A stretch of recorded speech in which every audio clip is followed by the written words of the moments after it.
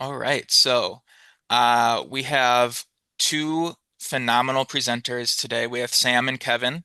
I've had the honor of knowing them and working with them in the past, and am just really glad that they're here today to present and to lead this webinar.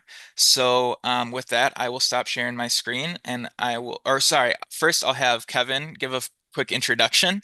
And then I'll turn it over to Sam to give an introduction and lead into his slides. So, thank you, Tabe. So, hi, everybody. I'm Kevin Mahalko.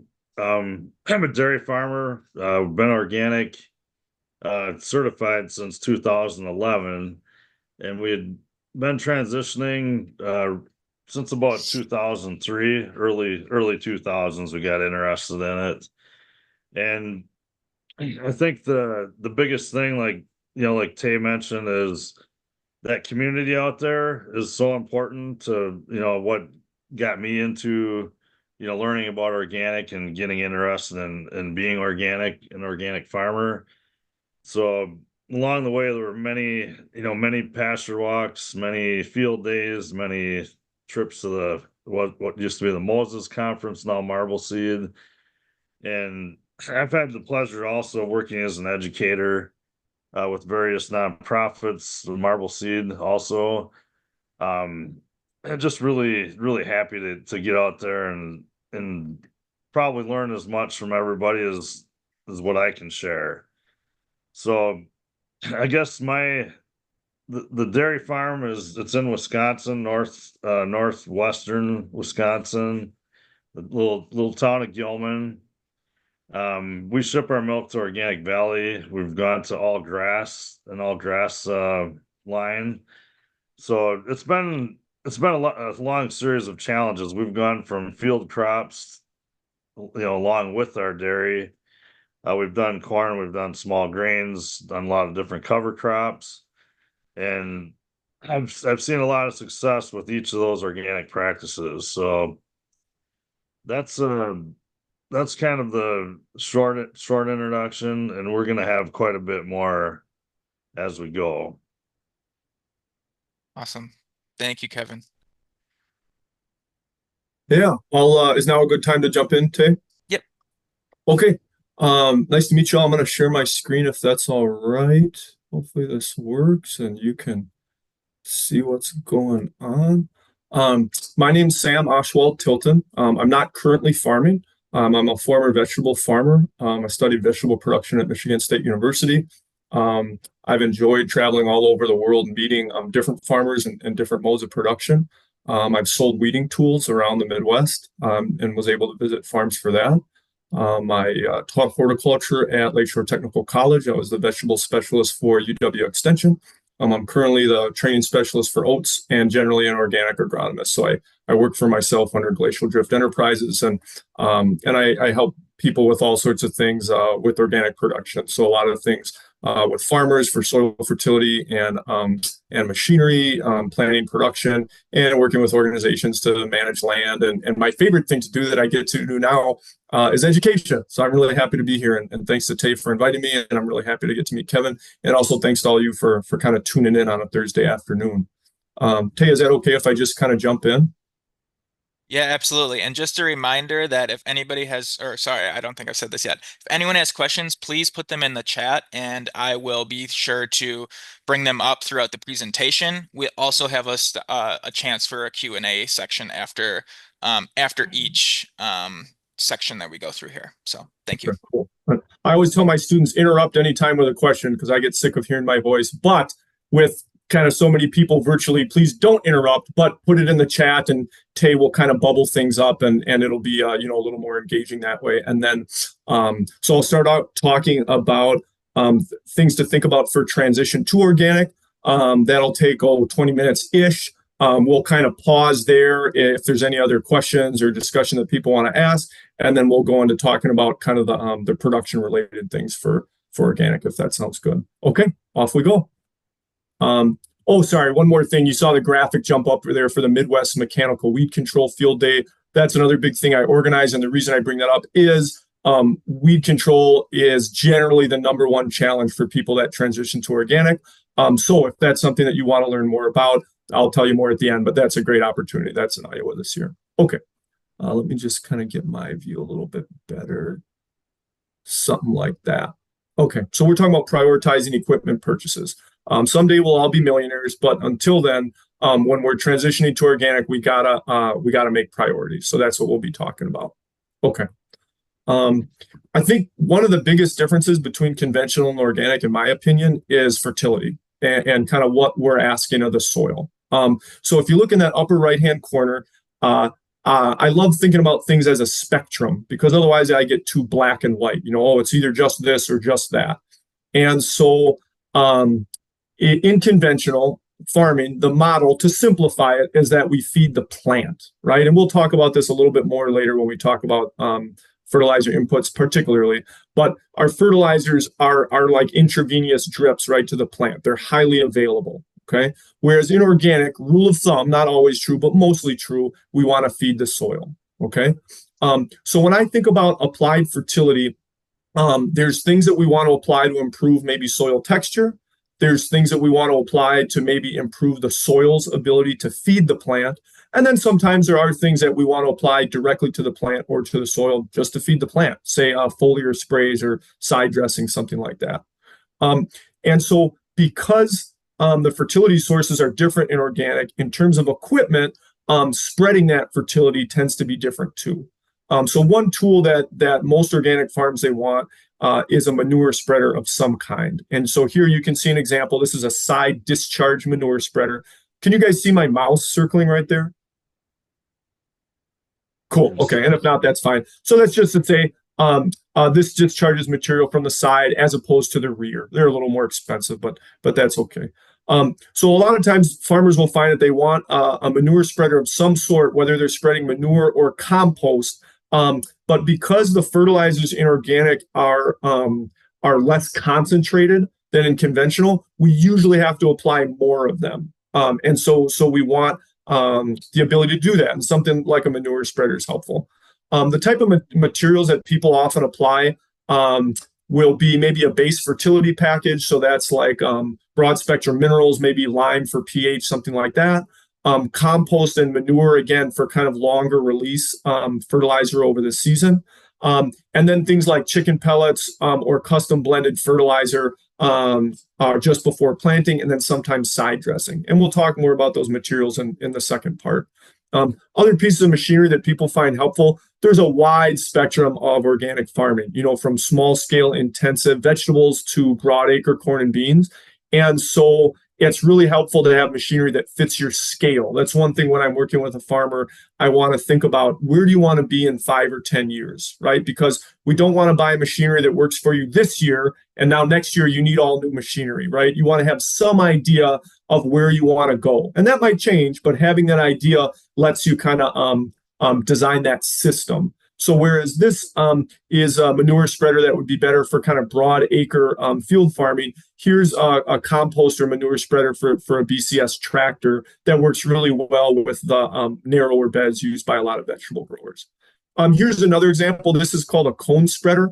And you can see the capacity is not as great as any of these compost or manure spreaders. And so this is more for materials that we don't need as much of. So that would be like mineral fertilizers or lime, things like that. But this can be another nice thing to have. And again, all of it is scale dependent. So if you were starting, say, a 1 acre market garden, I would not recommend you get a cone spreader because it's going to be something that you'll use maybe once a season on a 1 acre. You'll use it for 2 minutes, you'll be done.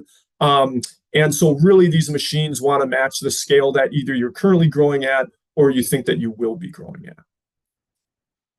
And we all have to start somewhere, right? So if it starts with a pickup truck hauling horse manure, that's how I started, how a lot of growers start. Just know that what is the job that you need to get done, and design the machinery to get that job done. Don't think, oh, I have to have the fanciest this or that. First just design what is it that has to be done and find the right machine to do it, that fits your budget. And then in season, especially specialty crop growers, in terms of applying fertility, something that a lot of people find helpful is a fertilizer injector. And what I hope this diagram is showing is what a fertilizer injector does is irrigation water goes in and it's mixed with a certain percentage of fertilizer, organic fertilizer, and then it goes out to the crop, usually through drip lines. But just to say, it's nice to have different machines to apply fertility so that you can apply different kinds of fertility, right? A manure spreader for compost or manure versus, say, a cone spreader for minerals or lime. And then also to be able to apply fertility in the season while the plant is growing. And that's something that the fertilizer injector does. So again, big picture, conventional fertilizing is like an IV drip. We're feeding the plant directly. Whereas organic fertilizer, we're trying to feed the soil. And our fertilizers are less concentrated, so we often need more of them. Until we build up our soil. And then we're really hoping that our soil is applying that fertility. Tillage. I tried to come up with fun quips for each of these topics to help you remember them. So for tillage, I said, a versatile and crucial tool and a necessary evil. Okay. And I've heard some organic farmers call tillage the black eye of organic farming. And the reason is that, in my opinion, tillage is always a soil destructive practice. Tillage is always hard on the soil. It may be doing other beneficial things, but it's always harming the soil in some way. And so it's really helpful to have the tools that let you do the type of tillage that you need to be doing, right? And so what a lot of farmers find is that in conventional, the big tool that we have is herbicides, right? We can go through and do that burn down. But in organic, we don't have that. And so a big role that tillage plays is killing plants, whether that's terminating cover crops, whether that's terminating broccoli that's been harvested, whatever that is. Organic farmers use tillage more than conventional farmers on average. And tillage can play a lot of great roles. It can improve soil drainage. It can improve soil oxygen. It can improve fertility and keep your manure nitrogen from going up into the atmosphere and losing it all. It can prepare a quality seed bed.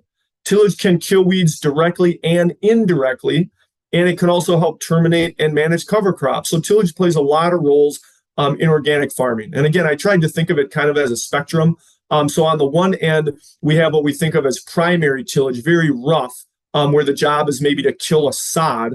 And on the other end of that spectrum, maybe we're making an incredibly fine seed bed for, say, carrots or something. And you want to have more than one tool to fit the job. So here are just some examples. In terms of primary tillage, this is a chisel plow. So this is a tool that can go through, take out corn stubble, but really take out an existing sod. You need some tillage tool that can do that, because we want to be able to grow those sods because they're so darn good for the soil. We just have to be able to terminate them. Here would be kind of a secondary tillage implement. So here's a disc. And a disc really on its own can't terminate a sod unless you want to make a million passes, which sometimes, if that's all you got, you can do that. But so we might think of going through first with a plow or a chisel plow with primary tillage, and then in secondary tillage, something like a disc, starting to break that soil down and make a good seed bed. Another tool that's really getting popular with organic field cropping farmers, corn, beans, and grains, is a speed disc. And here you can see an example of a diagram of a speed disc. I wanted you to see what it actually does. So there's discs in the front, but in addition to being inclined at an angle like a regular disc, they're also inclined to the side. And then they've got that soil crumbler on the back. And here's just another picture of what I mean with those speed discs inclined to the side.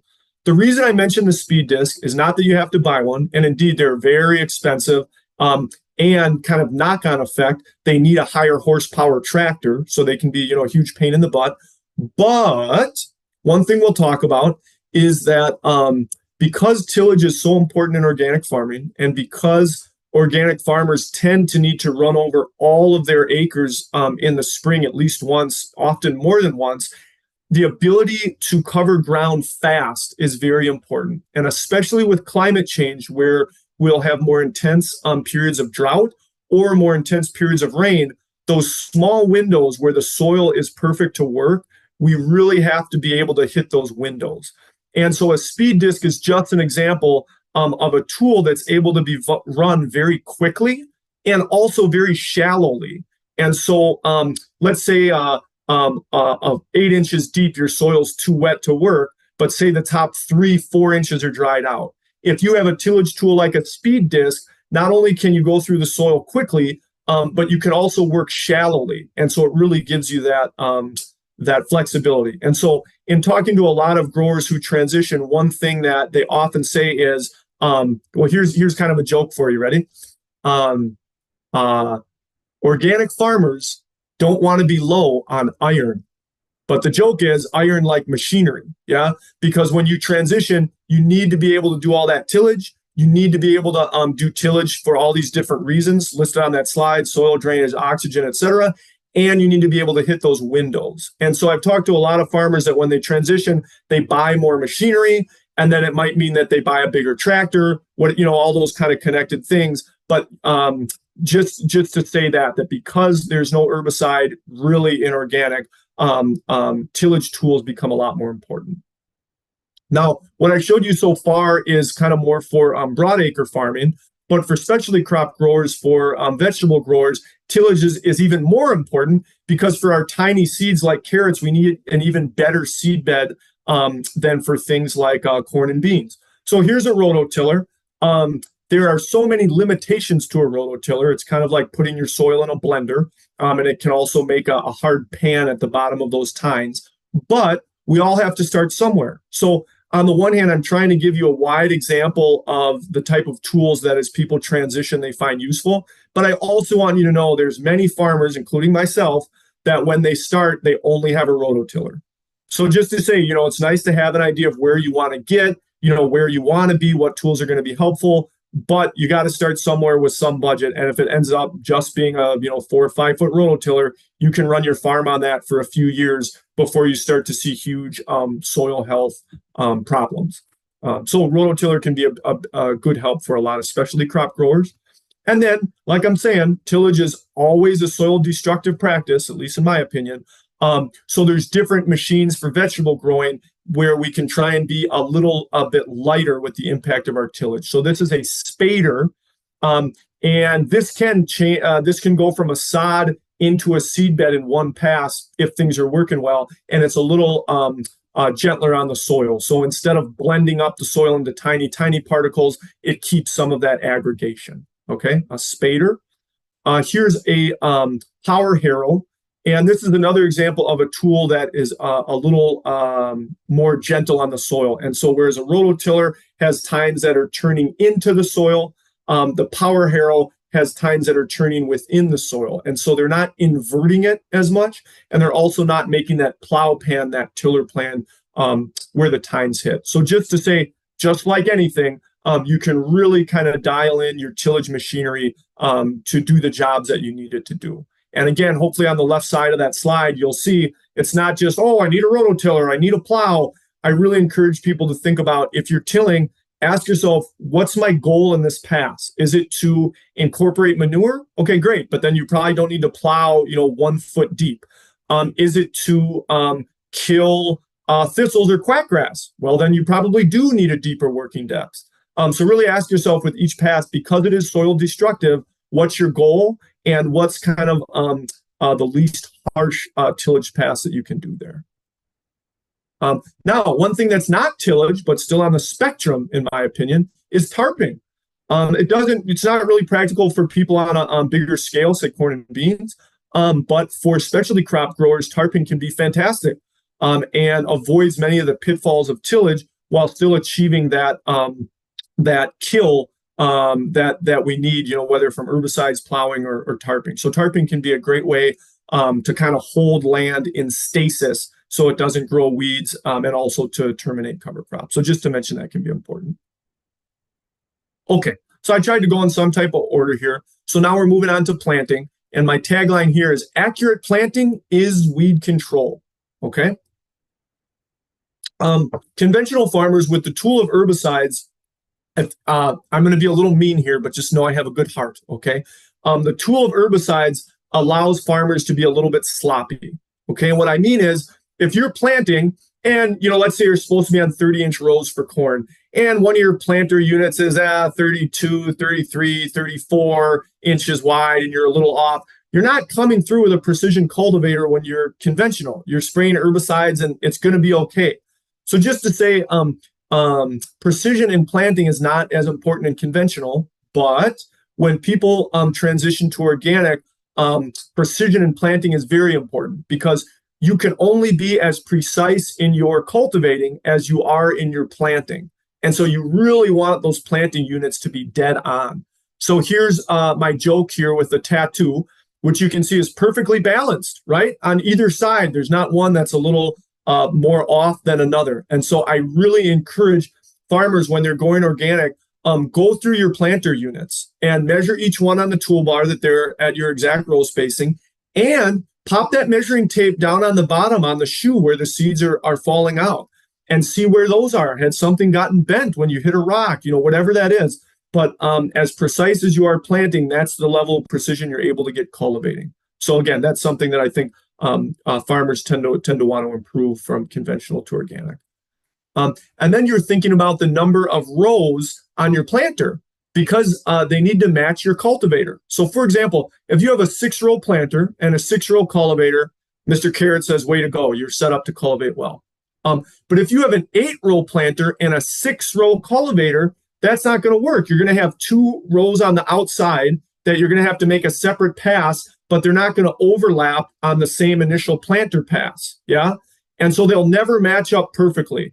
I have customers, ask me when I used to sell weeding tools, oh, can I just keep the same planter in this cultivator? They have to match up to get precision weed control. And again, I think it's a difference in mindset because when we're conventional, herbicides really help us out. But in organic, again, weed control is often the number one problem. And so you really want to dial in that precision. So for example, if you needed to and you had a 12-row planter, you could make 2 passes of your 6-row cultivator and you'd still be following that same planter pass. So again, all these little things, but make sure that your planter matches up with your cultivator in terms of the number of rows. Okay. Now let's talk a little bit about weeding tools. I made the joke about organic farmers not wanting to be low in iron and saying that often people need more tillage tools. And of course, what they really need more of is weeding tools because that's a big difference between conventional and organic. So again, there's maybe a spectrum. There's some tools that move very little soil, and that can be helpful when our crops are young. We don't want to bury them. And then there's other tools that move a lot of soil, and that can be helpful when our crops are bigger. And when, say the rain locked us out for 2-3 weeks and we've got big weeds now, we need to move a lot of soil to kill them or bury them. So it can be helpful to have tools that can perform a stale seed bed before your crop is planted. Tools that can run pre-emergence. I'm thinking mostly of corn and beans here. Tools for early stage weeding and tools for late stage weeding. One rule of thumb when row crop growers go organic is there's at least 2 cultivators that they want to have. Okay, one is a tine weeder or a rotary hoe. Whatever fits your soil type. So here in this picture is a rotary hoe, and here's a tine weeder. And what we really like about these tools is that they move very little soil, and they can get into the crop either before it has emerged or right after it's emerged. Okay. So rule of thumb is organic row crop growers are going to want either a rotary hoe or a tine weeder, and then also a row crop cultivator. Okay, so just like I said, you can get by with just a rototiller if you have to. You can get by with either a rotary hoe or tine weeder and a row crop cultivator. So those 2. But people always like more cultivators. And the reason is twofold. One, you really want to dial that cultivator in to the soil and plant conditions that you have. And there's some times when a rotary hoe can do things that a tine weeder can't do, and vice versa. So over the years, what you'll find is organic farmers collect a lot of weeding tools for that reason. So they have something that really matches their conditions. And the other reason is it can be a pain in the butt to adjust these tools.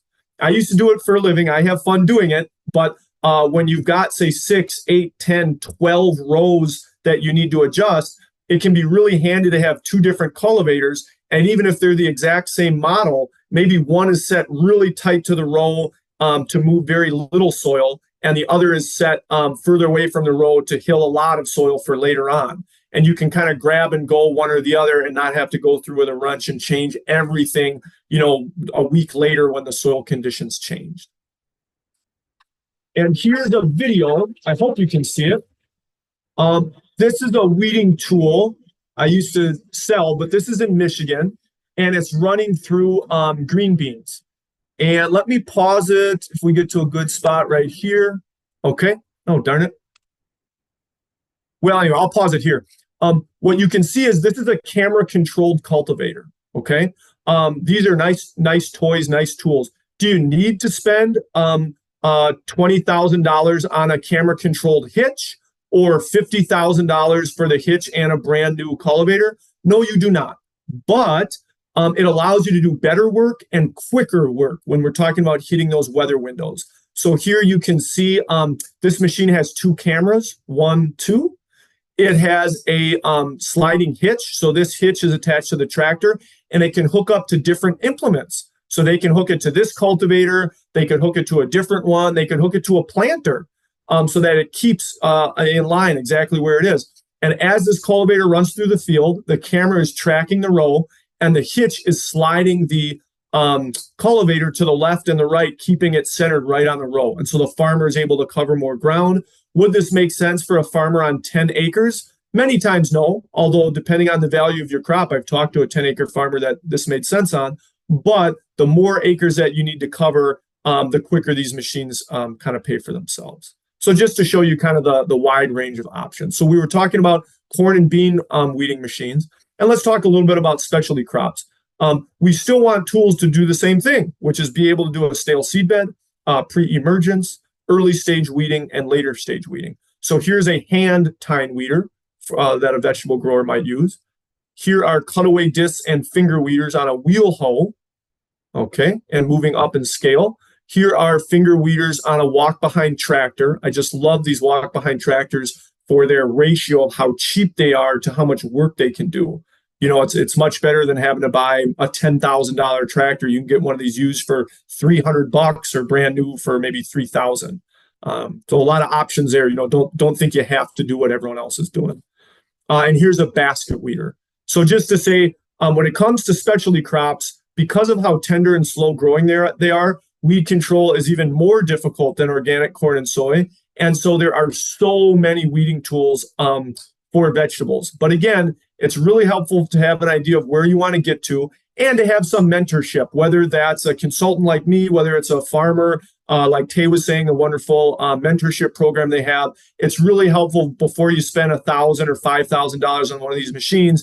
Go to another farm and see how it works. Talk to someone else, ask if it's going to fit for your crop. Come to our Midwest Mechanical Weed Control Field Day, see the demos, talk to the reps, but you can waste a lot of money kind of guessing, so please take advantage of the opportunities that we have. And here's another option. This is a rear-mounted steerable toolbar. So, and if you don't want to pay the money of having a camera, you can have a person back here. So maybe makes a lot more sense on a smaller scale. Okay. And I couldn't help myself. Usually sometimes I'll talk for an hour or two just about weeding tools, but I got to say, when is the best time to go weeding or do cultivating? When you can't see the weeds, because the smaller they are, the more tender they are, the easier they are to kill. Okay. Once they have that first true leaf up, boing, that's a solar panel. And even if you disrupt that weed or cut it or whatever, it can make sugar from sunlight and it can reroot. Okay, so best time to weed is when you don't see any weeds, when they're at that white thread stage. Okay. In the same theme of don't be iron deficient is tractors. And again, when I talk to farmers that are transitioning, a lot of times we talk about tractors. Organic farmers make more passes through the field. Hitting those windows is crucial to getting things done. And you want to have different horsepower to match the task. So here you can see a vegetable farmer, this very small tractor. I'm going to guess maybe it's like 18 horsepower, and they're running a basket weeder. This tractor is perfect for that job. Would I want to put a chisel plow or a rototiller on the back of this tractor? Absolutely not. But is it doing a great job at this task? And if you have it just for that basket weeder and you never have to switch implements, boy, it could be great, right? You just point to that employee, They know how to run it. You don't have to switch implements. Go for it. Okay. But let's say you're doing something like cultivating. Here they're cultivating 4 rows at once. Looks like maybe soybeans. Here's a bigger tractor. I'm going to guess this is maybe 70 horsepower. Okay. So again, we're talking about different tractor horsepower for different jobs. Okay. And here is a tractor running a speed disc. And the speed disc is a horsepower hog. It needs a lot. I'm going to guess that this tractor is 150 horsepower. So again, when you're going to organic, realize how much tillage and cultivation is going to be required. And you're going to want the tractors to match those tasks. And again, just like how organic farmers who've been in it for 20 years have many different weeding tools, they'll often have many different tractors to match different tasks. Okay. Another thing that could be mentioned with tractors is guidance. There's a few options out there now. One is RTK. So that's what this is showing, where you pay a subscription and you've got a base station and working with a satellite, and has incredible accuracy. So, so you can know exactly where your seed went in the ground. Now your cultivators can know exactly where you need to drive to cultivate that. But there's also neat lower cost options. I forget what this one is called. I'm sorry, but it's pretty exciting. It's just out of England, and it's just a magnetic unit. You can see it there on the tractor. It just goes right on your tractor hood. And it just remembers where you drove before. And so it can just tell you, are you driving where you drove before? And it just gives you lights telling you when you're off. So just to say again, you don't have to spend the most money in the world to do these things. You can start small, see how it works, and kind of go from there. Sam, I think, yeah. Yeah, we're a little over for this section, so just want to give an update there. Thank you. Yep. Yeah, somehow talking machinery, we always go over. Okay. So one thing to say a word about too is storage, because that can be a big deal. Most farmers that go organic, you'll find you cannot either sell your grain to the co-op, and you really can't have your co-op store your grain because it has to be segregated, and there's not enough organic supply in most areas for co-ops to do that. So for corn and beans, real or small grains, really think about that storage piece. If you have on-farm storage to store that organic grain, and how you're going to do your transition, whether you're going to be a split operation and run conventional organic together, a phased transition over time, or whole farm, whole hog all of a sudden. But we're thinking about storage. And maybe just the last moment or last thing to say is tile. From talking to farmers who transition, they say, again, those weather windows are small. And so whereas for conventional, maybe I didn't have to get my fields tiled because if they were wet, I could just wait a little bit, or I could still get the sprayer in there. Now tile becomes more important, and people find it more useful to tile their fields so that they can get in sooner and hit those windows. Okay, so now we finished. So I'll take a brief pause if Tay or if there's any questions, and otherwise we'll move on. There's no questions in the chat, so I'll just pause for 1 second to see if anybody wants to come off mute and ask something. And I'll remind everyone that this will be recorded. This will be sent out to everyone who registered. I'll just need a little bit of time to edit it and get it on to a platform and then send it out. So if anyone has anything, just please feel free to come off of mute, or you can raise your hand. Or feel free to put it in the chat as well.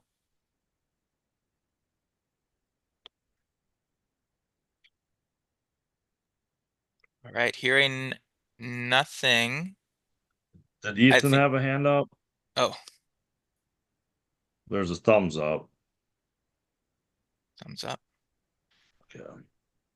Yeah, please feel free. If anything comes to mind, put it in the chat. And otherwise, I think we can move forward. Okay, on we go.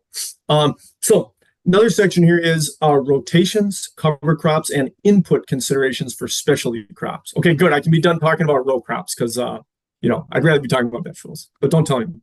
Okay, so first thing, with organics, crop rotation becomes even more important, okay? And in my opinion, the reason this is that we have fewer tools in our toolbox to combat insects and disease, right? We only have organic certified options. So crop rotation becomes a huge tool that can help us combat disease, help us combat insects. It can improve our soil fertility, and it can also control weeds. So crop rotation for organic farmers really does a lot, okay?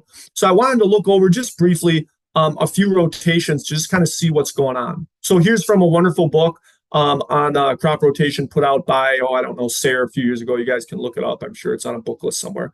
But let's just look at what's going on in this 3 or 4 year crop rotation. So they're starting out with alfalfa hay, okay, and orchard grass that they're probably cutting for hay or maybe grazing, okay.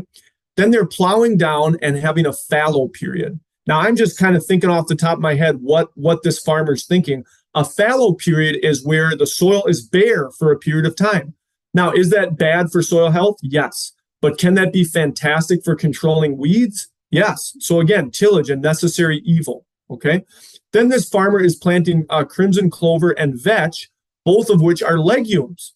And they're following that with a cash crop of tomatoes. So I'm assuming the goal there is to put a lot of nitrogen into the soil so that the soil is able to feed those tomatoes. So again, in organic farming, we're more feeding the soil with fertility rather than feeding the crop. Okay. After those tomatoes, again, they're planting rye and vetch to hold that soil in place during the winter. We don't want erosion. That rye will scavenge any nutrients still in the soil. That vetch will continue to fix nitrogen. Then in the spring, they've got that plow down and fallow period again. But look, it's not at the same time of year as that earlier fallow, right? The earlier one was in summer. This one is in spring. Why is that? This is for weed control. We want to outsmart our weeds.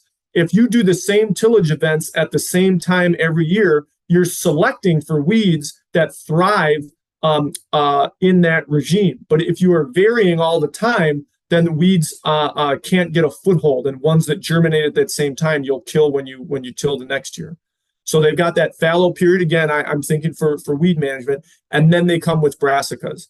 And so you can see that they're varying their crop families, right? They went from tomatoes into brassicas so that the nutrients that those plants are drawing out of the soil are different. So this is just one example of what farmers can do with their crop rotation. Here's another example from Paul and Sandy Arnold in New York. So they're mulching over the winter. They're planting lettuce into that mulch. Then they're planting beans. In the fall, they're planting radish. Then they're planting winter rye to hold that soil in place. And in the spring, they're coming in with carrots, splitting that plot, planting beans and turnips, and again, rye into lettuce and squash. But you can see all the many different plant families that they're fitting into that rotation, right? And so they're really trying to avoid pest and disease pressure from building up. And finally, we'll go back to the OGs of using crop rotation to control weeds. Ann and Eric Nordell in Pennsylvania. Look up anything they wrote. They're just fantastic. And you can see that they're starting with a fallow period. Then they're growing oats. Then again, they have a fallow period. Now they want to do right by their soil after that bare soil. They're planting field peas, hopefully a legume to put some nitrogen in. Then they're growing their onions. Now, onions, as you probably know, are very weed uncompetitive, right? And so you can see the 2 fallow periods that they have before the onions really trying to clean the soil for that crop. So I'm going to stop there in terms of rotations, but just to show how much they can do. And in terms of weed control, again, I think people do themselves a disservice thinking that only cultivating tools control weeds. Your crop rotation can very much control weeds. And what this diagram shows me is that throughout the different life cycles of weeds, when they're seeds, when they are growing, they're in the middle picture, and on the right, when they're setting seeds, there's many different practices that we can be doing to control weeds. And as organic farmers, again, because we don't have herbicides, we want to use all the tools in the toolbox that we have to control weeds, and crop rotation is a very important one. And just to show you the importance of crop rotation, here are 6 different soils that were collected from vegetable farms. And the soils were taken to a greenhouse and given perfect conditions, moisture, temperature, and the weeds were allowed to express themselves. And so you can see in the top left, okay, it looks like there's some grasses, a lot of grass weeds in that soil. Bottom left, bottom center, a lot of broadweeds in that soil. And oh my gosh, the soil on the top right. Where are the weeds, guys? Boy, I would love to be planting my carrots into that soil. There's not a lot of weeds coming up to compete with them. What happened? That is the soil from Ann and Eric Nordell in Pennsylvania, who have been managing their soil for 30 years. And so these type of cultural practices like crop rotation, they really do make a difference on the weed seed bank in your soil. So again, this is an example. You don't just need a fancy cultivator to control weeds. You can use the power of your mind to plan what that rotation will be to control your weeds. So knowing your enemy is very important. Here's Sun Tzu from The Art of War. He says how important it is to know your enemy. If I work with a farmer to work on a weed problem, we ask ourselves, what are your major weeds? And different questions about that weed to understand its life cycle and what we can do to disrupt it. So for example, here's a poster showing the weeds that emerge at different times of year. Yeah. So let's say that yellow foxtail is a big problem for you. You probably don't want to plant your crop the exact week that yellow foxtail is emerging. It would be good to either do it a week or two before or a week or two after. So again, knowing your enemy. With organic farming, I find that knowledge is so much more important of a tool, again, because we don't have as many of those chemical tools. And I'm going to skip this slide. And so then cover crops. Again, because in organic farming, we're feeding the soil more than the crop, cover crops are very important because they can help control disease, control insects, build soil fertility, and control weeds. Here's a simple table I put together of different types of cover crops. And I think, again, some people, including me, get intimidated when we see so many options in organic farming. Oh, there's so much to learn. That's true. I've been doing this for 15 years, and I still feel intimidated by how much I have to learn. But there are some pretty simple rules of thumb that can get us started. So, for example, I recommend to a lot of beginning vegetable growers, have a bucket of oats and peas in the barn, have a bucket of rye in the barn, and have a bucket of buckwheat in the barn. And with those three, you've got buckwheat that's good in the heat, you've got oats and peas that's good in the spring and fall, and you've got rye that's good in the late fall. And if you just with those three cover crop mixes, that's good enough to keep the soil covered and to kind of get you going. And then the more that you learn about cover crops, the more that you can incorporate them. Another thing that we try and think about with cover crops is plant families. So our vegetables are in all sorts of plant families, as are our cover crops. So for example, a lot of vegetable growers grow a lot of the brassica family, right? Cabbage, broccoli, turnip, radishes, all that kind of thing. And so the cover crops in the brassica family are less of a good choice because you're only growing more and more brassicas if you're also growing a cover crop in addition to brassica vegetables. So it can be good to ask yourself, what plant families are my cash crops, and try and get cover crops that are in a different plant family. I'm going to skip this for now because I want to have a moment to talk about input considerations. And Tay, I think I'll be able to end right at 5:30 if that still sounds good. Okay, great. So I think this diagram can be really helpful because, again, input considerations feed the soil and the crop, okay? My understanding of soil health is that it lies at the intersection of the soil physical characteristics, the soil biological characteristics, and the soil's chemical characteristics. And as organic farmers, we need to be thinking about all of those. Conventional farmers have tended to focus more on soil chemistry, and we want to kind of keep the big picture in mind, okay? So I might suggest that there's a few ways to understand your soil's personality and its growth or how it might change over time based on your management, okay? One would be the cation exchange capacity. And these are just things that you'll see in different soil tests, but how you can judge or understand your soil over time. CEC is kind of like the gas tank of your soil. How many nutrients can it hold, okay? Organic matter. Organic matter sometimes is treated like a religion with organic farmers, and I do think it's important, at least in my opinion. Organic matter is not a solution for everything, okay? Just adding on tons and tons of compost doesn't solve every problem. But increasing your organic matter solves a lot of problems, especially improving the physical characteristics of your soil, making water drain better, holding on to nutrients better, increasing soil oxygen. Another thing that you can track over time is your soil's pH and also the chemical nutrients that you would see in a soil test. Those are important to pay attention to. You can also keep eyes on soil biology through a soil health test like the Haney test, something like that. And you can track your soil texture or your soil biology yourself through a water infiltration test. Pretty much dig a hole, dump some water in it, and see how quickly it infiltrates. And the healthier your soil, the quicker that water will infiltrate.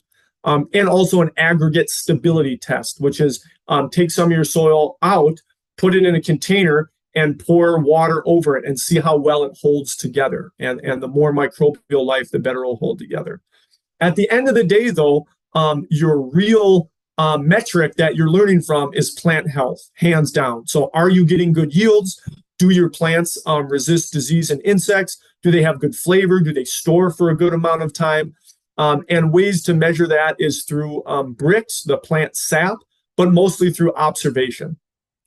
So all of these things, anything you might read in a soil test, in my opinion, the whole goal there is just so that you may have really high plant health. And so at the end of the day, whatever your soil test says, focus on your plant health because that's what you want to be achieving. Okay. And again, when it comes to inputs, there's a wide variety of things we might want to achieve.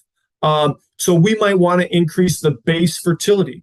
We might want to use manure and compost to increase the NPK that are given out long term by our soil over the course of years. We might want to use chicken manure for a quicker release for crops that are growing in season, or we might want to use custom blended fertilizers to match our exact situation. And here's just one last thing I wanted to show. This is a curve showing a tomato plant when it takes up nitrogen. Okay. And you'll see that it doesn't really need a heck of a lot of nitrogen till I think day 30 or 40. I can't see the bottom of the screen because of the zoom thing. And that's just to say our real goal as organic farmers is having the natural nutrient release of the soil match the nutrient requirements of our plants. And as your soil gets healthier and healthier, it can naturally release the nutrients when your plant needs them. But depending on the ground that you're starting on, especially if it's been, say, conventionally farmed for 30 years, you might want to feed your plants more with organic fertilizers while you apply other things to build that soil health. And finally, I'll close with this slide. I call it Sam's barrel of farm profitability. You might notice the similarity to Liebig's soil barrel, but there's so many different things we have to do as farmers. My gosh, you have to have your machinery right, your soil fertility, employees, your wash pack, crop rotation, your personal life, sales, all these incredible things.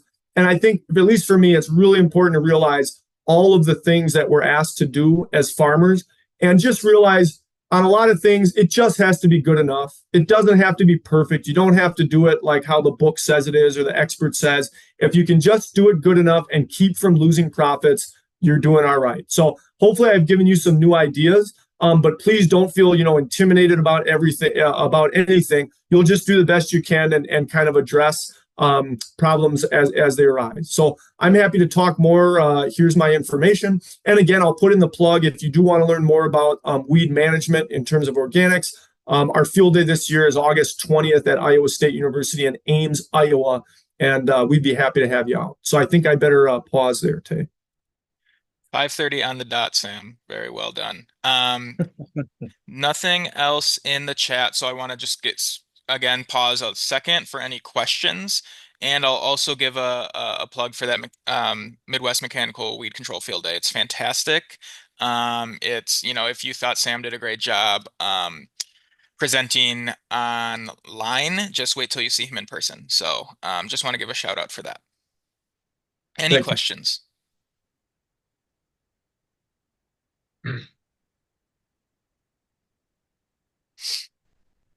We got a comment. Fantastic job. Oh, thanks so much. Well, anyhow, I'm afraid that I've got to leave it there and hand it over to Kevin. But Tay, thanks so much for having me. And if any of y'all want to talk more, give me a call, send me an email, whatever. But y'all have a good night and thank you very much for having me. I'll include Sam's contact information in the follow-up email.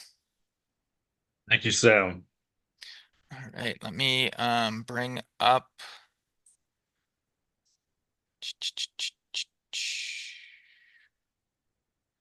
See, here we go. And it ended there. Can you see my screen there?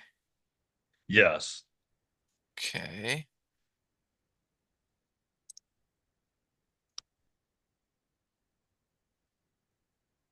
All right, there we go, Kevin. Okay, mine will be maybe a little less formal than Sam's, and I would like to have some questions within this because there is usually a lot of question about the certification and in transition if that's where you're at. So I saw some of the questions leading into the day here, and I want to make sure we cover the things you want to see. So with certification, it can be a very daunting thing to look at as a beginning organic farmer. And the best thing I could recommend up front is to get in contact with a local certifier or nation, wherever the certifier is. Get in contact with them, get their information packets, all of the materials that they have. Everyone is very similar. They're going to have organic system plans and their in-house records.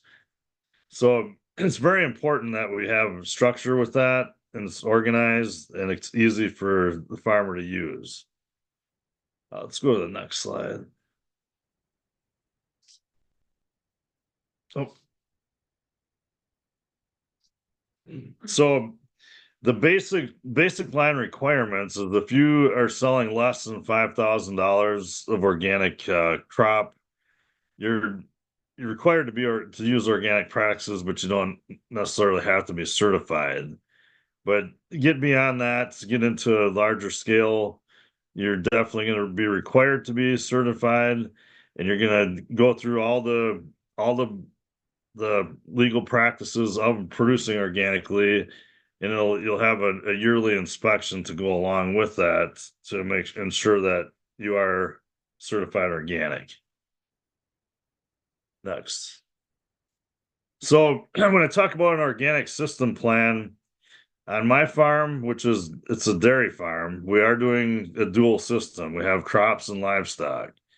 So the basis of the organic system plan, it's a plan of management of organic production and handling operation that the producer and handler agrees to, and you work with the certifying agent to include written plans and look at all aspects of your production.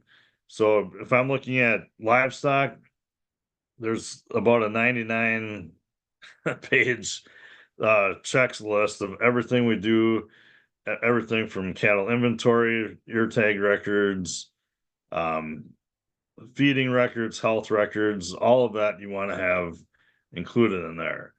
So in each and every one of those, there's going to be basically working with the regulations described in the organic requirements. So the biggest thing that will make your life easy is documenting all of this, finding good record keeping systems to do. I know with livestock, I have a couple of tips. I've gone through DHI records, which are dairy herd improvements. Those will show the breeding records of the cow, production records, their birth dates, basically, and I've got that traced back to the 1950s. So it's kind of like that type of thing can really help you make decisions about the genetics, the profitability of the animals too. So you want to make it so it's not only helping you stay organic, but also helping your business. So I'm just going to finish with that. Organic certification, you just want to look at it as not a burden, but it's your real quality of how you're managing and how you can keep improving that quality every year to year. Okay. So in our organic production handling requirements, we want to have different ways that we're documenting this. It can be, the modern computer record systems that have come online more and more. I would say more with crop productions where you have a lot of complex variety of crops, different harvest dates. Um, the things that I personally use are notebooks, field activity books. I also like to print out my yearly field plan and So with each field, I have what I plan to do throughout the year, and I'll write down how many bales were harvested, tonnage, where they were grazed, and kind of like at the beginning of the year, have all that planned out, and then keep documenting that through the season. So the other things you can use are calendars. Um, when you get into the livestock side of it, you want to record the births, the times that you may have vaccinated or done a whole herd health check, and keep all of that in line. So the other thing too, and this becomes very important in organic, we have management of the land and buffer zones. You want to have your um basically like the field history records, how many years it's been organic, or how many years it had of organic management so that it can qualify it to be organic. And then you want to have a track of the buffer zones or the adjoining field records. Maybe you have a neighbor who has a woods line where they are not using any chemical. They can sign an affidavit and make certain that you can even use the land right up to the border. So all of that is very critical. The organic system plan too, um, it's pretty comprehensive, with the livestock end of it, becoming a little bit more detailed year to year to maintain our organic integrity. So things that get included are looking at feed inventories, the feed requirements, so like ration records, and also with some of the change in like the animal origin of livestock, especially in dairy. um we want to be able to track that these calves and heifers were organic throughout their life. Okay, next one. This is where it can be very user friendly, whether you're, say, an Amish farmer who knows your fields, and you draw a map, take measurements of acreage. You can develop like this here, a handwritten plan. So it can be very organized. You can keep track of everything that way. And also, I'll show it in my farm presentation later. You can have maps from government agencies like NRCS. You can have Google Maps. You could have FSA maps.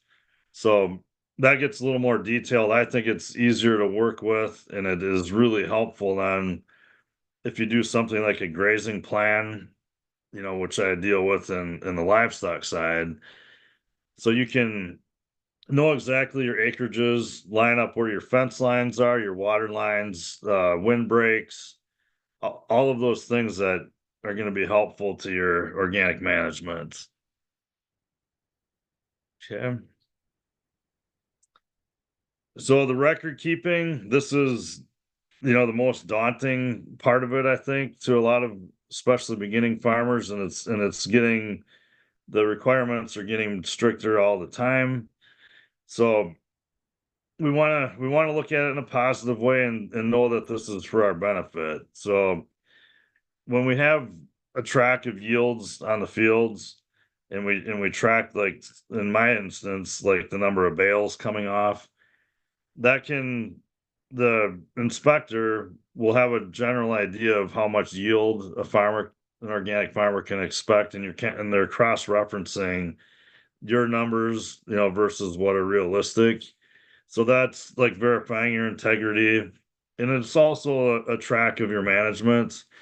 So, over time, as people get better and better at organic management, you can see like an increase of yields. And if we keep these records for 5 or more years, we can track that and see what's worked or hasn't, like with our fertility plan. So that's where this monitoring the effectiveness of management and inputs is a very important part of profitability. So we're tracking also, say in my situation, if I'm introducing no-till of legume to boost the protein or sugars in the hay, I'll see whether or not that was a payback. And one thing NRCS does, this is the last bullet point, tracking your crop rotations or what's happening on different soil types. If you get an NRCS field plan, they'll actually be able to show you the soil types and what the general fertility needs are on that, and then you can cross-reference that with the soil test. So that becomes a very valuable thing too. Okay. Yeah, so some of the things that we are required to do if we're planting seed, we want to keep the records of the seed tags and the what lot they are, what year the seed was produced, what varieties are on that seed tag. We want to keep the purchase record of that, and if it's in organic, we can also do things like if that seed isn't available organically, we may have to do a seed search and a verification that it's not available organically and you can use an untreated seed. So all of that call records, having that clearly written out will help your inspector to go through and make it much easier.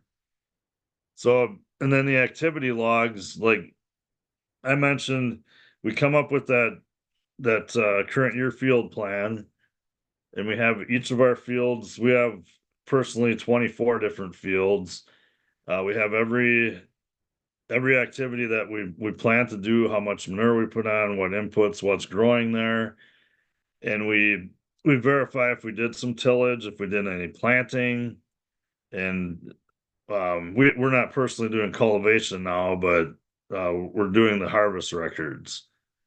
Um, and then we get, from year to year, we want to keep these records. I'm not 100% sure how long we're required. I keep at least 10 years of records. So we have the long term, I keep it all in a file, and we can go back and look through, what our yields have been year to year. Um, the other thing now is like mapping out where you store your product on the farm. So if it's in grain production, it could be in bins or silos, things like that.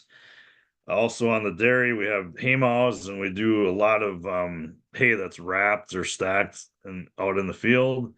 So we develop a map of where we have all of our storage, and as we're baling and harvesting, we keep we'll write even like notes on the plastic or on the bales, what field it came from, what date of harvest, so that we have that map to go back through, and then as we're feeding it, we know we know what we're feeding throughout the year, which now we're required to do feeding records as well. So, and then that could also play into if you're in a cash grain system. Um, if you're selling, you can trace, what's in that bin from what field, and have all that record available for the trucks and the haulers and the purchasers. And then I guess the last thing, there may be the situation in cash grain of row crop farming where you're selling to a buyer or a mill or whatnot, and you want to definitely have your verification of all the field records on that. Okay. Um, I guess I want to just stop for a second. Any questions before we kind of wrap up on the record keeping? Is everybody kind of in the stage of doing this or have questions?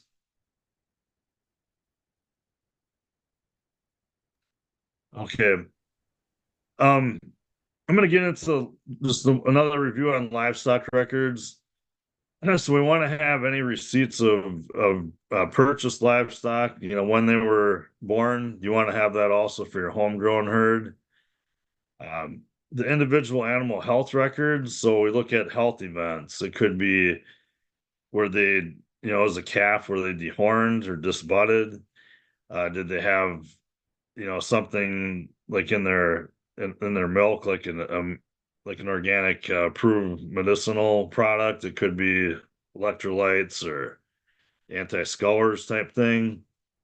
It could be health events like for um, say a cow gets a mastitis and you use a garlic product or liniments. You want to definitely keep track of that. If there was veterinary work that was done, we keep track of all of those breeding and herd health checks. Um, and then again for livestock, like, I think I covered this before, but we want to have the harvest and storage records for all your hay crops, your corn, oats, small grains, and then keeping track of your inventories to be able to prove what you've grown and fed. And then like my one of my most favorite things that which you'll see in my farm slides is the pasture rotation. That's a huge requirement now in organic. It's at least 30% of the dry matter intake in the cow side. So we want to keep track of where we graze, you know, where we started the year, how many times we grazed these fields, and maybe even have a system where you have cows and then the heifers follow in behind them. So we want to be able to track all of that too. We all, as livestock farmers, have feed supplements, mineral, different salt, things like that. So we want to have the labels for that, have the bags, have tags, and have receipts of where we purchased it and proving that it's organic or OMRI listed. And all of the animal health products are going to be you're going to put it on your input list. Um, and the certifier will have that on record, of all of the organically certified products that are using for the livestock herd. Um, Again, then we're gonna also when we sell organic milk or organic cattle, we want to make sure we keep track of the sales records. It's very important to the most detailed one for me is if we sell cattle to market. I want to have their ID, their weights, the birthdays, the sell dates, and the prices we've gotten, because that plays into how much our certification costs year to year. Okay. Now, Ty, do we want to take a break to kind of take more structured questions before we get into the like farm profile? Yeah, are there any questions about record keeping or Sam unfortunately had to drop off, but any questions about anything up to this point? Otherwise, we can have Kevin keep going here. And we can allow time for questions at the end as well, but certainly able to take some time to take any now.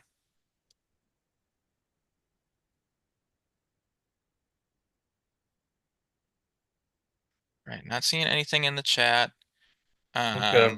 or anything. And again, I will put Sam and Kevin's contact info in the follow-up email. You please feel free to reach out to them, with any questions if they come to you after the presentation here.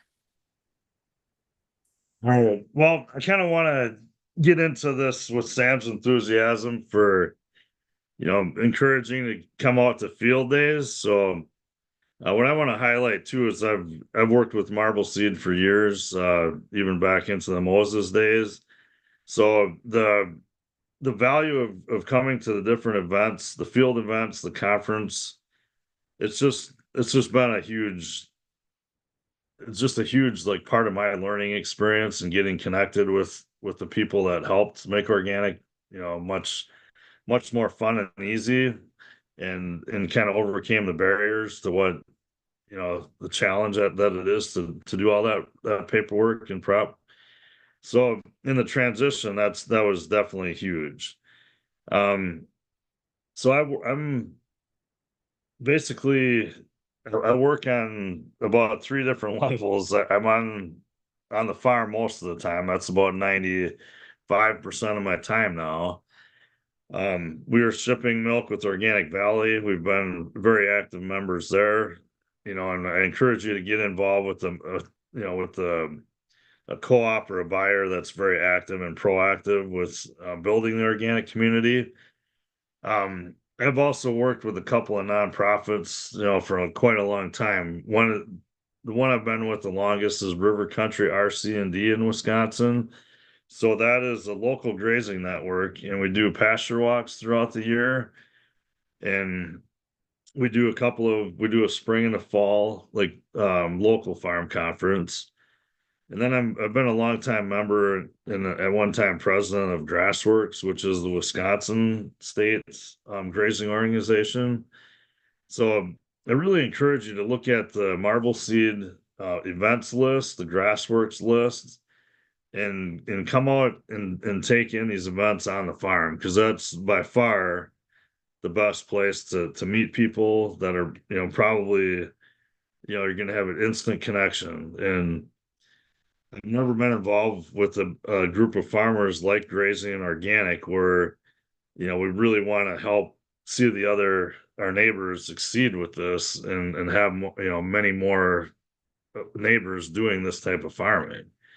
So we definitely get into the field of being evangelists on this. So this is a picture of almost 20 years ago at this point, but that's where I love to be the most, is out in the field walking, and it's just a healthy environment for the cows, and it's very healthy for me too. So I enjoy that. Next slide. So when we look at organic, we're looking at all of these different factors, and in the grazing side of it, we look at linking food, people, animals, and the environment. We want to have all these beautiful pictures and scenes and things that we can promote and genuinely say that as an organic farmer, we're doing so much to protect the environment, take care of animals, take care of the health of people, and build rural economies and support even urban agriculture. So it's just it's a benefit on so many levels, and I've never seen anything in farming quite like it. Yeah. Next one. This was our personal achievement in 2011. So we've been multi-generational dairy farmers. So some of the challenges that were being talked about with the equipment and everything. A lot of that, we'd kind of over the years, had a lot of equipment, and then we adapted to the organic system. Next slide. So what's always been very big in my mind is actually developing a plan. So, you kind of take in like whatever resources you have, the education you have, and what you're going to need to actually be able to do, the type of farming you want to do. So come up with a workable plan. You look at I put in here, contribute to good grass management. That can apply to your vegetable production. It just means that you're looking at good management, and we're looking at being realistic about production so that we don't get like in a budget deficit, too many inputs and not being able to get that yield. And then we always have to be adaptable to the changing conditions, changing field conditions, market conditions, always doing that type of risk management. And then the number 5 point is that we have a huge community out there, and this is not just in the grazing community, but I've seen the vegetable growers have a lot of meetings, and that is just an invaluable tool to utilize to your benefit. Next one. This is what I was mentioning about where we used an NRCS map to basically draw out our farm. So it helps to keep everything organized. We we took the overview. We have the farm kind of in the center along the road, and then we were able to like build up laneways for cattle, and then also like make have really organized fencing and water lines. So we have no matter where on this on the farm we can get cattle out there. We can feed them and we can water them. And then if we have like we typically do in the early part of the grazing season, like we usually get going in May, start of May, and by the end of May, we have so much grass out there that there's no way the cattle can eat all of it. So then we're designating some areas for field harvest. So we would have a map. Also, we'd have also have a key in our organic plan where we have fields, 1 through 12 on this map. We'd have the acreage, and then we can write in there, when the cattle were in there, when we made hay and how many bales, and have good record keeping that way. Yeah, next one. This is one of my passions, actually, the holistic management. We want to take the biggest picture approach to your farm management. And probably the biggest thing about it, no matter what your farming tool is, you want to monitor your results. So like that means, you know, every day or as often as you need to keep track of production and what's happening on out there. We want to know what's happening on the farm. If we need to go out and do some weeding, we can always be on top of it and ahead of like where you get challenges. So yeah, then that will allow you flexibility to change and monitor and not be like rigid in your plan. Like you want to have that flexibility to always, make improvements, make adjustments, and never think that you're going to be perfect or right in all of your decisions. And so you can change as fast as you need to. Next one. This is kind of the picture of how nature did grazing out on the savannas. This is in Africa. We had that same picture out here on the plains on the Great Prairies of North America, South America as well. Yeah, it's really if we could get back to the abundance that nature has provided us, that would be a tremendous progress in agriculture. So that's kind of my soapbox about utilizing and recognizing how nature functions in wholes and looking at how we can emulate that. Next one. This is just a picture of our cows, and like what I want to highlight here is just the fencing. I On all of our interior fencing, we have mostly polywire, which keeps everything very flexible, so that we can have easy cattle movement for milking time, for breeding, if we need to bring them up, for any type of cattle handling, make it safe for everybody. Next one. This is some of the infrastructure that we recommend, like for laneways, crowning up lanes, making it easy to work with when we have rains, and keep it so that your cows are clean and always have like easy travel ways. Next one. This is probably one of the biggest, things I like to highlight about organic is that we can get a more fair share of markets. We generally have consumers that are interested in health and interested in, seeing the farmer successful plus having, good quality food. And that's kind of what the Farmers Union chart is showing here. is that, farmers need to have a better payback overall, and organic is helping in that. Next slide. There too, we want to reverse this trend. We've seen the conventional market do this, have the decline in the number of farmers, but organic has generally over the last 30 years been, we've been picking up more and more farms. So we want to see that trend. Next one. We want to always look at profitability too. So, we have to be realistic about input costs and doing things in the way that will help provide the most profit per cow in an environmentally responsible way.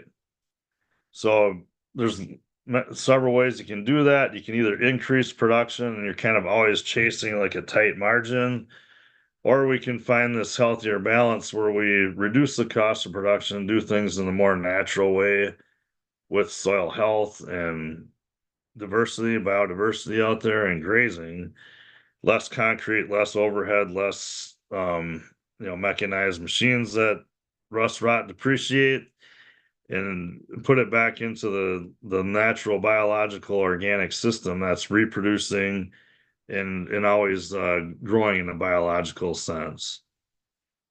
And then also with organic, we can capture some premium pay prices. Next one. This is just a picture of how, we've changed our management from when I first got into grazing.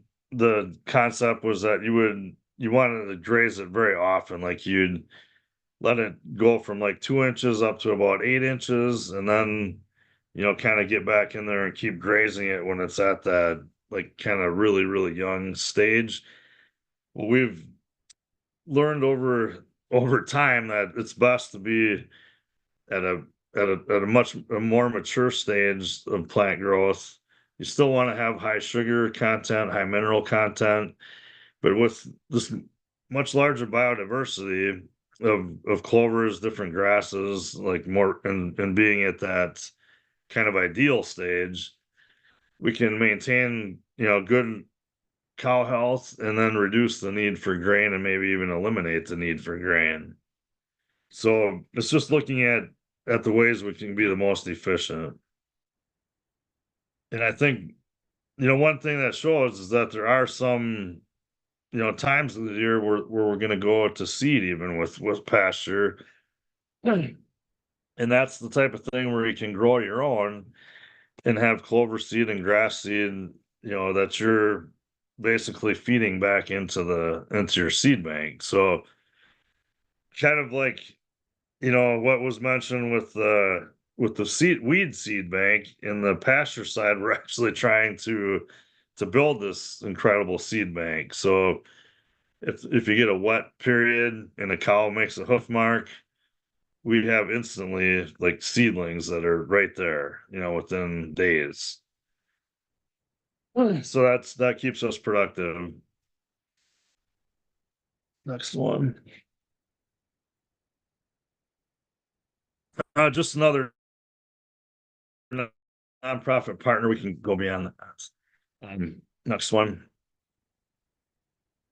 This is looking at, kind of in a livestock system. Generally, you may have more labor needs. So, what the dairy grazing apprenticeship did is that looking at having a formalized training, having like structured instruction, peer group learning, working within the industry, getting to know all the players, and then, utilizing all those connections and education to a pathway to ownership. So this has worked well on several organic dairies. Next one. This is just the picture I'd like to show about kind of my idealized grazing. This would be my favorite day of the year on the farm. So we have, like a diversity of chicory plants that are deep taprooted, bringing a lot of minerals up. Have a variety of clover that's we have heading out. There's red and white clover, and about 10 different grasses in there too. So That's when everything is generally pretty easy for us. It's a good, comfortable time of year.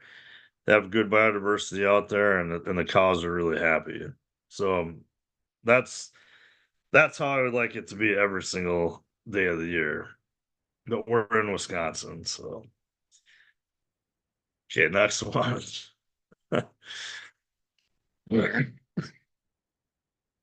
Thing I want to point out is like with any livestock farm, we have to be aware that the cows and the cattle are much smarter than we are generally.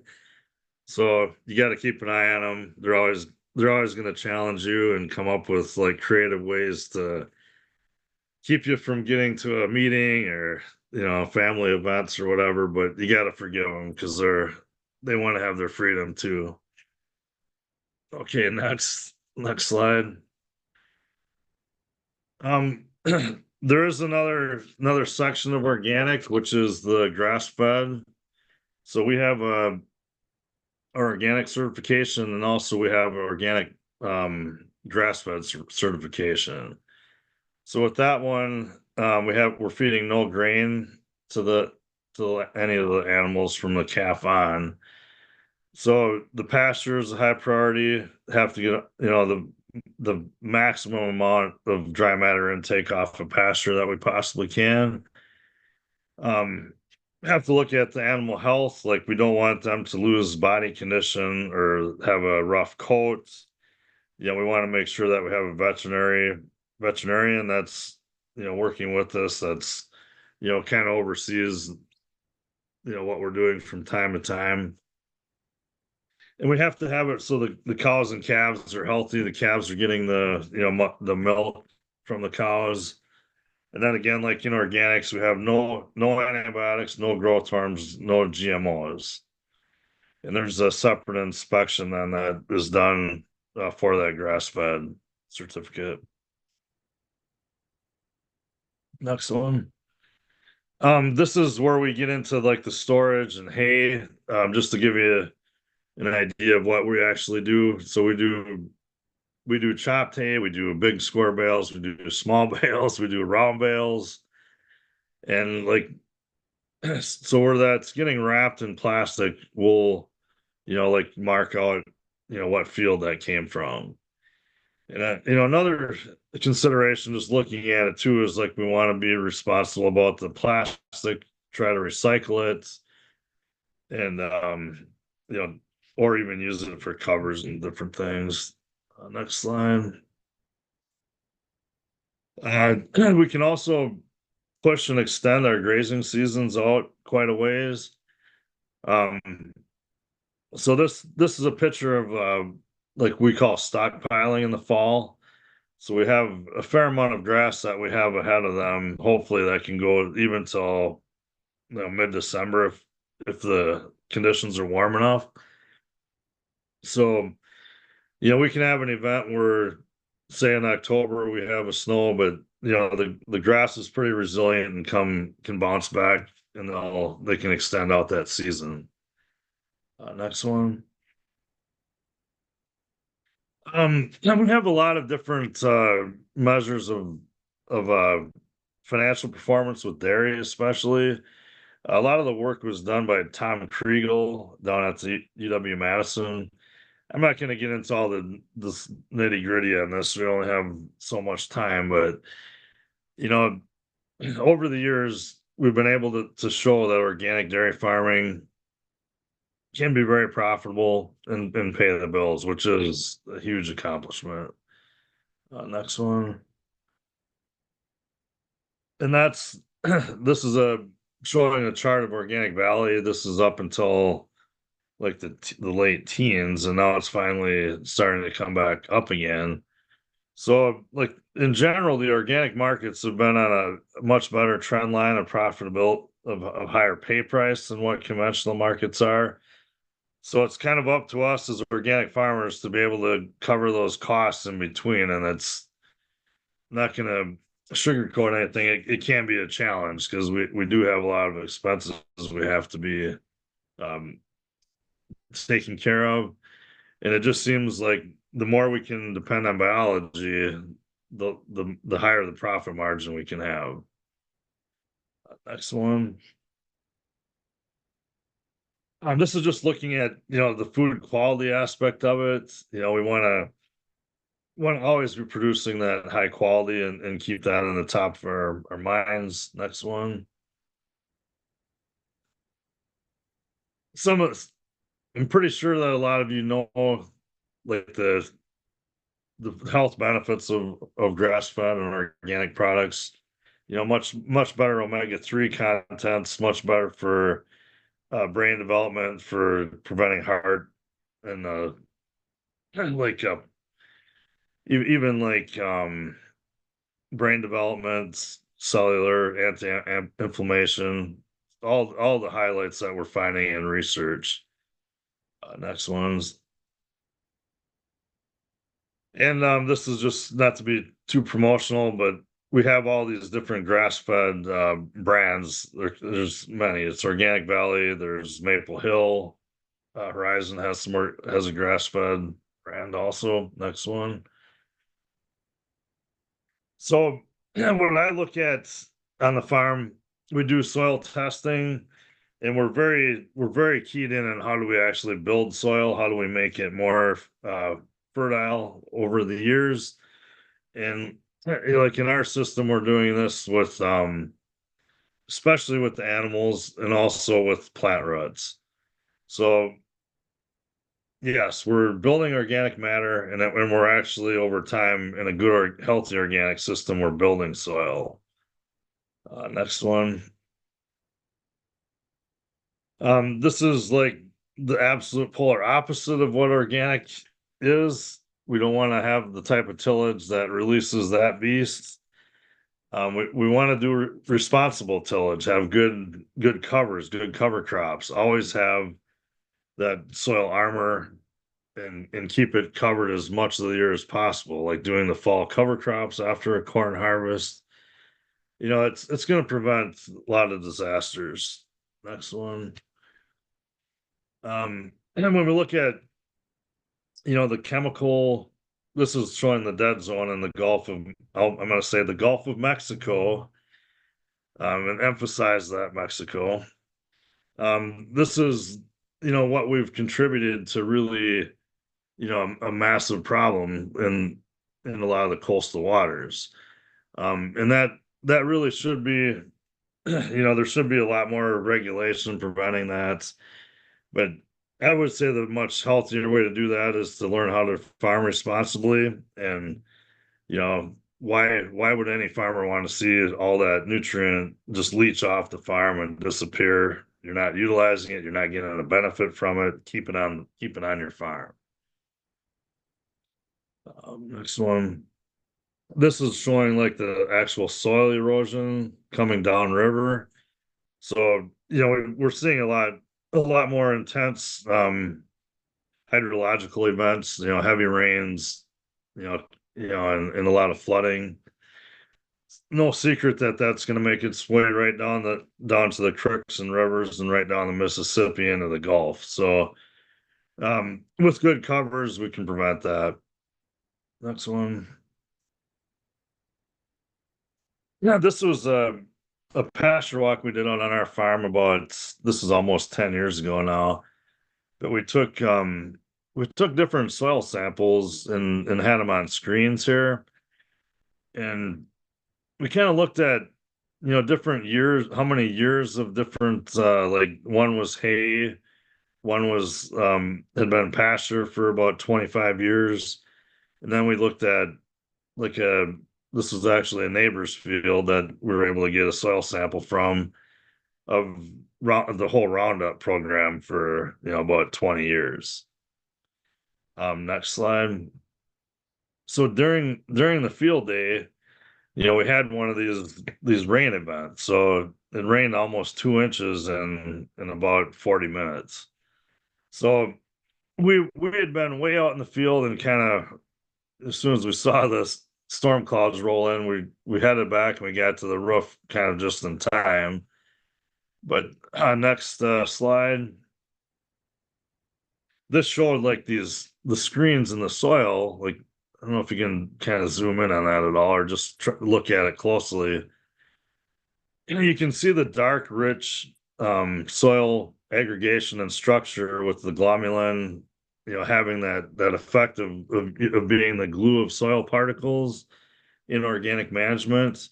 And right there is the same. If you look at a USDA NRCS soil map, that is the same exact parent soil as what's over here. So there is such a marked difference between organic and conventional management. It's just you can't deny it. So this is what we want to get to. Next slide. So like a very huge factor in all this is utilizing roots and biodiversity. So out on the prairie, we have these really deep rooted plants that just created the incredible ecosystem out there. Um, we're in Wisconsin in a temperate zone. We get plenty of rain, but there's that line, where you go from, kind of a temperate climate to a dryland range climate.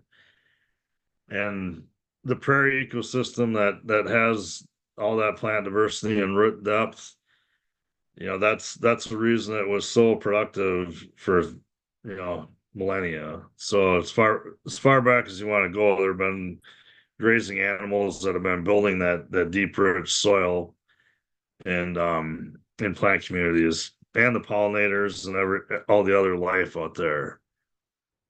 Okay, next one. And this is showing in Wisconsin in the 1930s.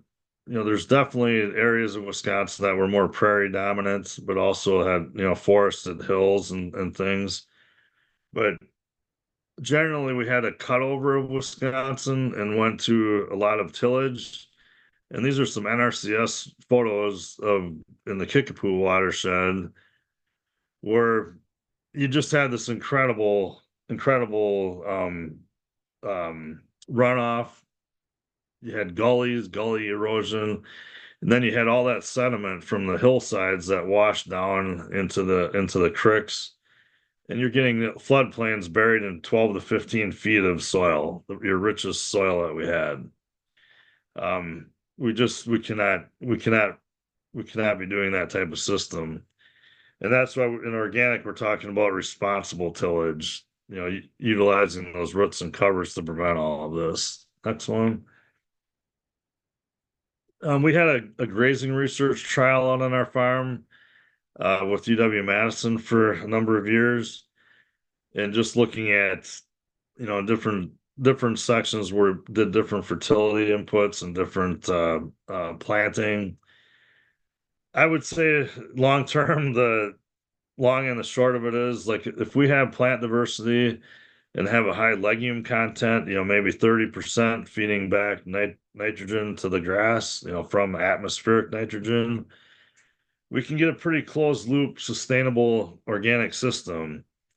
And probably on this soil, when it was started out, it had a deficit of lime and calcium, and that was like the first and major thing that needed to be addressed. So we did put lime in, and we've had a couple of areas over the years where we had a popple forest that we converted into a field, and we did like high calcium lime and soil testing and getting manure out there, compost and manure directly from cattle, and it's really made it productive in a really right to the very next year out of like a woodland situation. Okay, next one. The thing that I like to highlight about grazing is in the University of Wisconsin trials, the best field practice there is, or farming practice, is managed grazing. So I like to I first my personal soapbox is if you can do some grazing with your cropping and say like get a corn and soybean and hay and grazing rotation all in there, you're probably going to be at your peak of how you can produce crops with the least amount of impact on contributing um, carbon dioxide back to the atmosphere. So we're looking at sequestering carbon, building soil, and actually cleaning, taking carbon dioxide out of the air through farming. And managed grazing is the only system that is actually storing carbon. All right, next one. So inorganic dairying, we have requirement to graze, which is 30%. That's contributing to reduced net emissions. We're looking at, you know, far less use of fossil fuels, to the land, having the cows do the work more, and then using like highly efficient ways of harvest. Or, we have even in the last 20 years, the type of equipment we have now is much more efficient or can harvest a lot more tonnage, like in a time frame and use less fuel per ton. And we're looking at that carbon sequestration benefit. Next one. And this is kind of like some of the things we like to do is outreach. We had the UW nursing students come out year to year to the farm. They were doing a public health outreach. We kind of work with a lot of biology classes, local schools. And I think if you can have your farm be an oasis for people that want to come out there and visit and buy your products, and kind of encourage you to do the types of things they like to see too. That's just a huge benefit to, making the farming lifestyle that much more fun and serving the community. Okay, next one. Um, Wildlife benefits. If we look at doing proper organic crop rotations and grassland management, we can see a tremendous increase in bird populations, grassland birds. They've been on a huge decline since the late 1960s, and about the only place where they're building numbers is where we have a good refuge. Next one. Another thing is looking at this, this is based on research done in following an African system of what was called corralling. So that's using animals like, bringing them in at night around like in a confined space. It could be confined by fencing, but spreading out that cattle fertility on the land, you know, is it's being incorporated even throughout the winter. This research was done in Minnesota on frozen ground. So cattle that were out wintered actually had a very little nitrogen leaching, from what if they're eating hay out on the field in the winter, that nutrient is getting right back into the soil. All right, next one. These are some of the creatures we want to have out there helping us. These are dung beetles, incorporating and doing some of that tillage that we can utilize nature to do tillage. So we have earthworms, we have dung beetles, and that in a combination with roots and hoof action can do really the vast majority of tillage on a livestock farm. Right, next one. And this is where we, had some analysis to the soil pit and, had this is a kind of a cross section of university researchers, NRCS employees, county conservationists, coming out. We did a lot of different sampling. This was on an outwintering site and like looking at how fast that can recover from compaction and be productive again. That's one. And there had been a study tracked from 2000 to 2010, looking at the soil erosion savings from utilizing this type of management, along with reduction of phosphorus going back into the rivers. Next one. So this is my wrap. It's you can graze and farm organically, even if it sometimes feels like you're herding cats. So I personally like working with nature, with livestock, and that plant community. Next slide shows some of the resources we have around the state. Highlighted that at the start, but please get in contact, look out their websites. These people are, I can say, are doing a tremendous amount of work. We do, some funding is through membership, some of it's through events, some of it has been through government grants, which are very, very difficult to get now. And even some of the government funding we had is basically just not even being honored at this point. So it's going to take our whole community, and I think we're that strong, and we're gonna keep this very healthy and productive organic system. Thanks, Tay. If there are any questions, definitely ready to take some now.